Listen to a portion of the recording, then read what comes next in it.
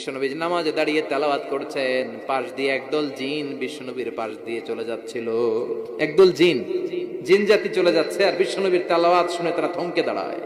কিরে, এত সুন্দর কোরআন, এরকম তো শুনি নাই। ইনি কে? খোঁজখবর নিয়ে দেখলেন ইনি বিশ্বনবী। সুবহানাল্লাহ পড়েন। তারপরে এরা ছুটে গেল এলাকায়। এলাকায় যে এরা ঘোষণা দেয়া শুরু করলো, ইন্না সামি'না কুরআনান আজাবা ইয়াহদি ইলার রুশদি ফাআমান্না বিহি। নিশ্চয় আমরা আজীব চমৎকার কোরআন তেলাওয়াত শুনে এসেছি। এই তেলাওয়াত সাধারণ তেলাওয়াত নয়, এই আয়াত দুনিয়ার মানুষের বানানো আয়াত নয়। এই আয়াতগুলো পাঠিয়েছে কে? এই আয়াতগুলো ইয়াহদি ইলার রুশদি, হেদায়েতের দিকে মানুষকে পথ দেখায়। তাই আমরা যারা এই তেলাওয়াত শুনেছি, আমান্না বিহি, এই তেলাওয়াত শুনে, কোরআন শুনে, বিশ্বনবীর কণ্ঠে তেলাওয়াত শুনে আমরা সবাই ঈমান এনে মুসলমান হয়ে গেলাম। বিশ্বনবী তখনও জানে না জিনেরা যে মুসলমান হয়েছে। বিশ্বনবী